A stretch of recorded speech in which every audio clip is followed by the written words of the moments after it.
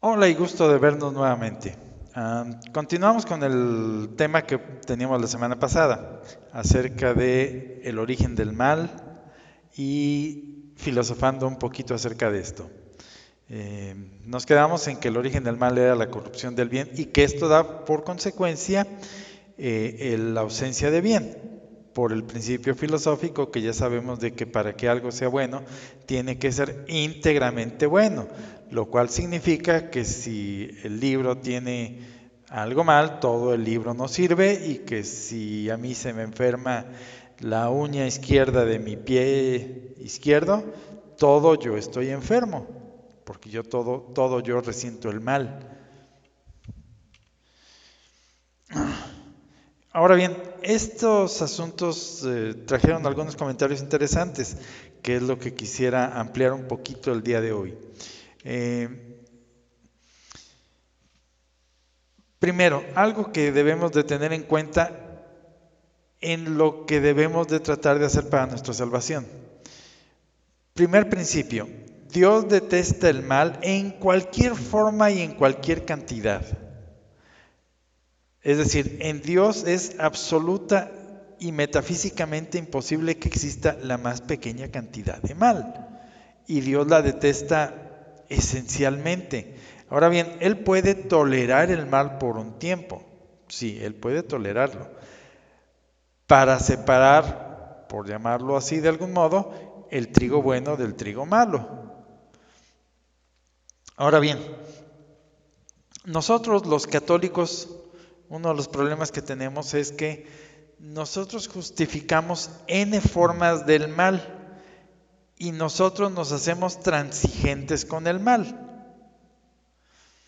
Ahora, el asunto es que Dios es metafísicamente intransigente con el mal. O sea, el ser más intransigente que existe en este universo es Dios. ¿Por qué? Porque una cosa es tolerar el mal y otra cosa es transigir el mal. Transigir, según la definición de la Real Academia Española, significa que uno parte con quien está en disputa el asunto para que mediando ambas partes lleguen a un acuerdo. Y Dios jamás va a llegar a un acuerdo con el mal. O sea, Dios no tiene por qué ceder ante el mal. No cede de ningún modo. Por eso es que Dios es infinitamente justo. Y cuando dice Dios, lo justo hasta aquí es esto, eso no significa que Él esté transigiendo con el mal. Él significa que lo toleró un tiempo y ahora lo está juzgando y dice, el resultado del mal es este. El asunto aplicado a nuestra salvación es que nosotros sí transigimos con el mal. Sobre todo hemos de algún modo metido en la doctrina cristiana aquello del tipo este medieval que finalmente decía que el fin justifica los medios. La doctrina de... se me fue la bien. Bueno, entonces el asunto es que si nosotros queremos salvarnos, cada uno de nosotros individualmente, debemos de educarnos a nosotros mismos a tratar de ser intransigentes con el mal en cualquier modo. ¿Por qué? Porque si no, no vamos a imitar a Cristo. Y si no imitamos a Cristo, finalmente cuando Él venga no nos va a reconocer como parte de sí, o como espejo suyo, o como hijos suyos, como lo quieran ver. Y el asunto es que cuando nosotros transigimos, aceptamos el mal, perdemos absolutamente todo. O sea, todas las gracias que teníamos se pierden. La gracia actual que hayamos, los méritos que hayamos podido tener se pierden. O sea, si tú tenías invertido en las acciones celestes 10,000 millones, en ese momento las pierdes todas y tienes que volver a empezar desde cero. Perdiste lo que tenías en el banco del bien. Punto. Alguien se quejó de que ahora nosotros salimos con que vamos a filosofar. Bueno, mi estimado, ¿qué es filosofar? Para empezar, filosofar es buscar la verdad. Ahora bien, ¿en qué se diferencia el filósofo del científico o del detective o del médico o de cualquier otra persona que busque la verdad? El científico está buscando la verdad mediata, la verdad de lo que está más cerca a él, a los sentidos, no la explicación última. Lo que el filósofo busca es las verdades últimas, o trascendentes. Es decir, al filósofo quizás, y hablando con un materialista, ¿qué le interesa el universo? Lo creó el Big Bang. Está bien, estimado, pero si la energía no se crea ni se destruye, ¿de dónde salió la energía que motivó el Big Bang? Entonces, ahí está la pregunta trascendente que el materialista o el científico no puede contestar de primera. Sí, ya sabemos que ahora la energía del campo cero no necesita ninguna cosa detrás, ya lo sabemos, pero eso no quiere decir que no exista Dios. Entonces, la diferencia entre el filósofo y el científico es que el filósofo busca las verdades trascendentes y nosotros aquí estamos buscando las verdades trascendentes, las trascendentes al hombre, que son las únicas que nos interesan. Bueno, regresamos al tema. Para que cualquiera de nosotros se pueda salvar, para que cualquier humano pueda salvarse, su primer requisito es saber qué es lo que Dios dice que tiene que hacer para salvarse. Y esto es algo que Dios le ha revelado al hombre. Vamos a dejar aquí por un momento los que tienen que caminar por la senda de la ley natural. ¿Sale? Para no meternos en los asuntos de, oye, y si nunca me ha predicado el Evangelio, vamos a hablar aquí nada más de que en este siglo XXI ya todo el mundo oyó hablar de Dios, de Cristo, y que el Evangelio ya fue predicado a todas las criaturas, ¿sale? Bueno, entonces, en este siglo XXI y especialmente en la de Internet, cualquiera con Google puede saber lo que Dios le ha dicho al hombre que el hombre tiene que hacer para salvarse. Entonces, esa doctrina que viene del cielo, directa al hombre, es pura. O sea, no contiene ningún mal. Y el problema de la herejía es que la herejía agarra una parte de esa doctrina, la corrompe en un solo punto, por ejemplo, en un dogma, sobre todo, y el modernismo es la cloaca de todas las herejías, y con eso corrompe toda la fe. O sea, no hay modo de que yo, al negar un solo dogma, sobreviva la fe íntegra. ¿Por qué? Porque si yo a un tripié le corto una pata, se cae el tripié. O sea, ya perdió el equilibrio, no hay modo, no puede sostenerse en dos patas. Y así son los dogmas de la fe católica. Quitas uno, sí, se cae todo el asunto. Por ejemplo, si quitamos el dogma de la maternidad de María, o el dogma del pecado original, o el dogma de Cristo, Dios y hombre, se cae todo el asunto. Entonces, la fe católica o se acepta toda o se reniega toda de ella. Y por eso es que la herejía, al modificar o al querer modificar una sola parte de la fe, la echa a perder toda. Entonces, por eso es que también nosotros decimos que el mal es la corrupción del bien. Entonces, si yo tomo un solo dogma que es bueno y lo corrompo, ya corrompí todo el asunto. Soy un hereje. ¿Cómo le hizo el Dios omnipotente para remediar esto? Bueno, lo que Dios hace cuando Él establece el mandato evangélico es que le dice a los apóstoles encabezados por Pedro, id por todo el mundo y predicar el evangelio. El que a ustedes escucha, a mí mismo me escucha, es decir, los hombres que Dios elige siguen siendo hombres pecadores, sí, pero cuando hablan en nombre de Dios de cómo tiene que hacer uno para salvarse, Dios los hace a prueba de errores. Y este es el origen y la finalidad de la infalibilidad pontificia, en que en todas las épocas, en todos los tiempos, en todos los lugares que se predique la salvación, o lo que es lo mismo el Evangelio, sea esencialmente el mismo, sin ningún solo error, en toda época y cultura. Esto es bien importante que quede bien entendido.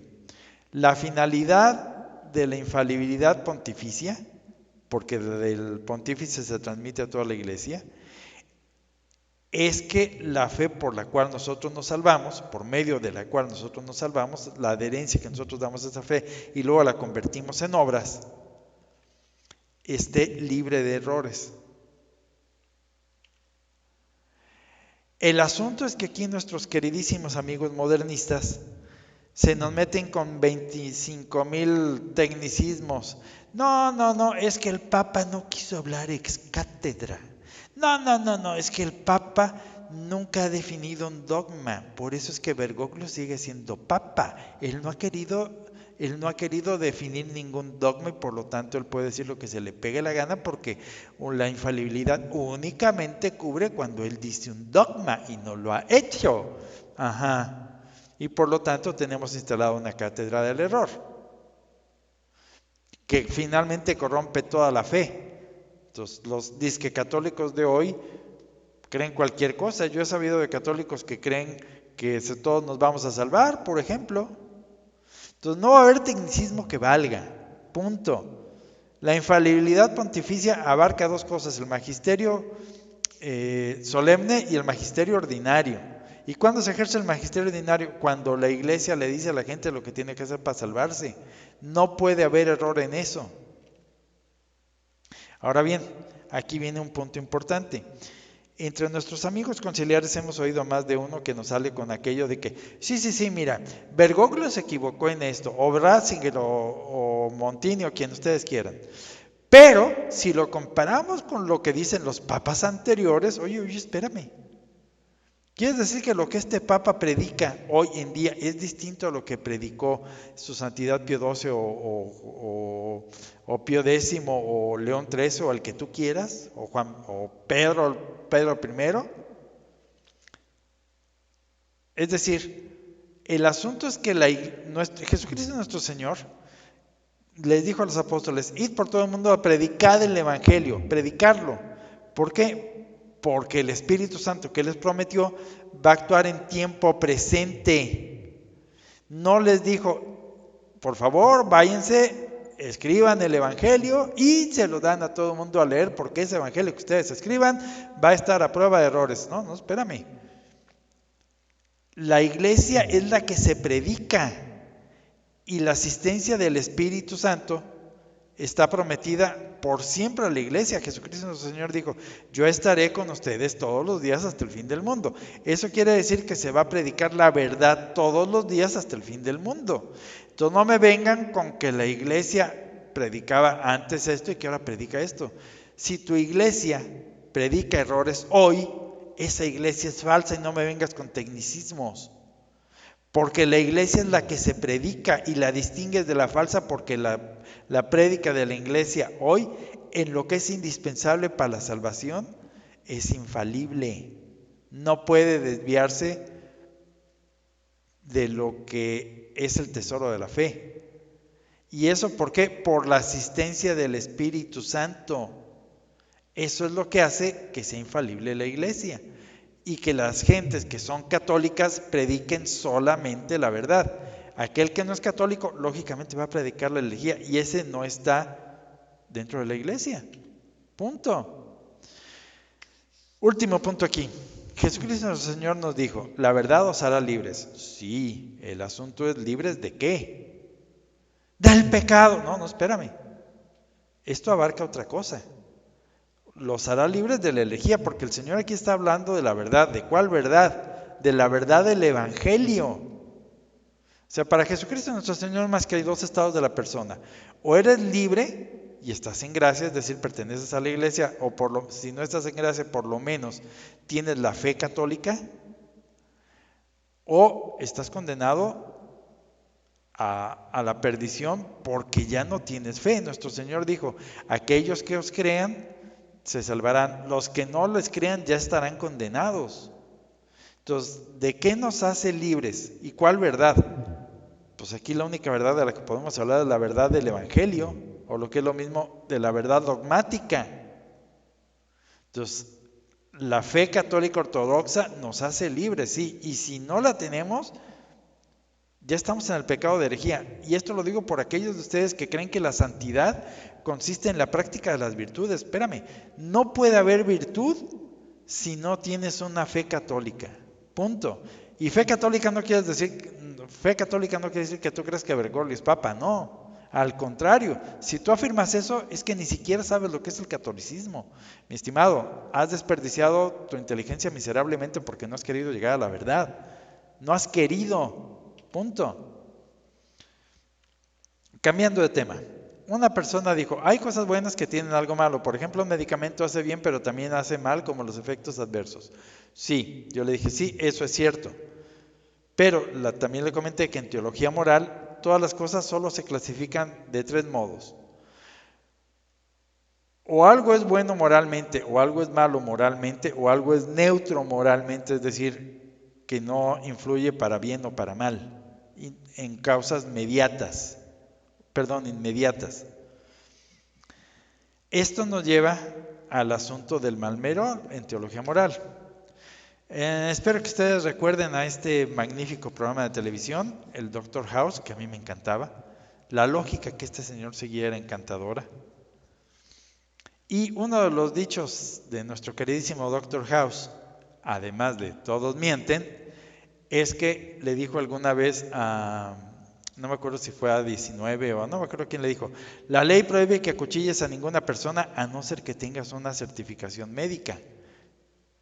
Entonces, si yo tengo una certificación médica, ¿puedo destazar a una persona? Sí, en una operación, con tal de que yo esté buscando su bien.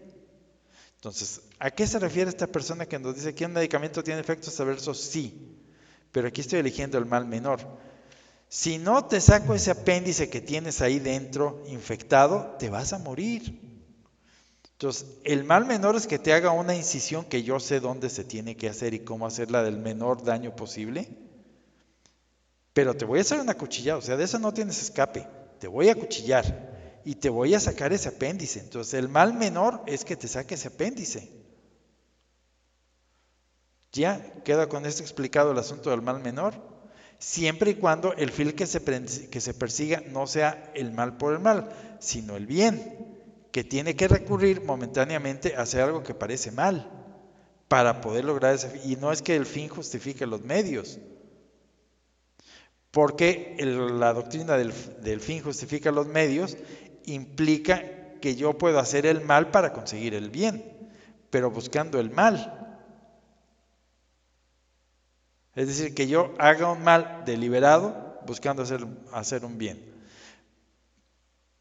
Por ejemplo, algo que se comentaba, un, un maleante se acerca a un cura y le dice, oye, te doy $1,000,000 si me casas con esta fulana,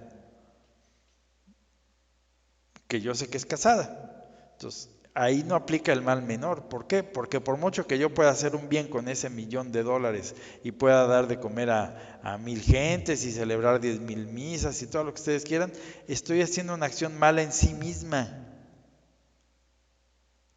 En sí misma.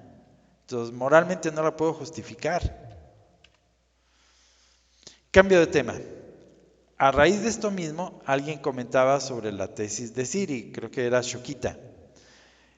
No, esto era de un comentario que yo puse de nuestro buen amigo Radio Resistencia Católica Tradicional. Él comentaba acerca de la tesis de Siri, donde algo pasó en el cónclave a la muerte de su santidad Pío XII.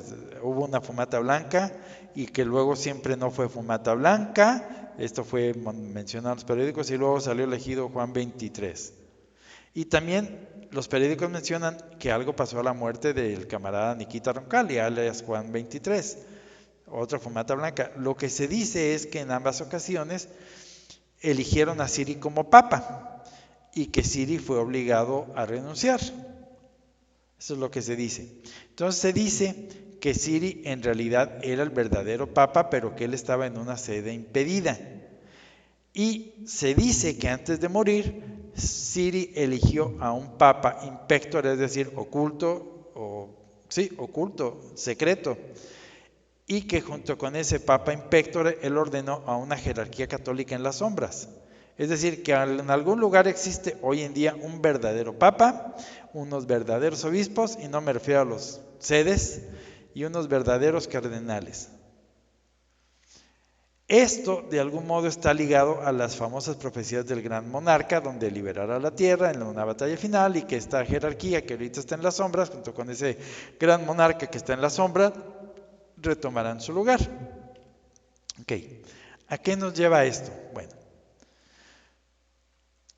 supongamos que sea cierto que el cardenal Siri llegó a ser papa. Bueno, explíquenme esto. Siri oficiaba el Novus Ordo. Hacer esto implica apostasía. ¿Por qué? Porque si Siri sabe que los que lo eligieron a él luego quitaron la misa y la sustituyeron por una cosa protestante, entonces si él se mete a oficiar esa falsa misa y aparentemente lo hace con libertad porque lo hizo durante no sé cuántos años de su vida, esto implica dos cosas. Uno, él estaría apostatando formalmente porque él sabría que esa no es decir, aquí no aplica lo de yo no sabía, sino que él sabía y pese a eso le está oficiando. Y además implicaría otra cosa, que él no es infalible. Entonces, aceptar así implica en última instancia negar el dogma de la infalibilidad papal. Por lo menos esa es la consecuencia que a mí me parece y por lo cual yo no creo que la tesis Siri sea válida.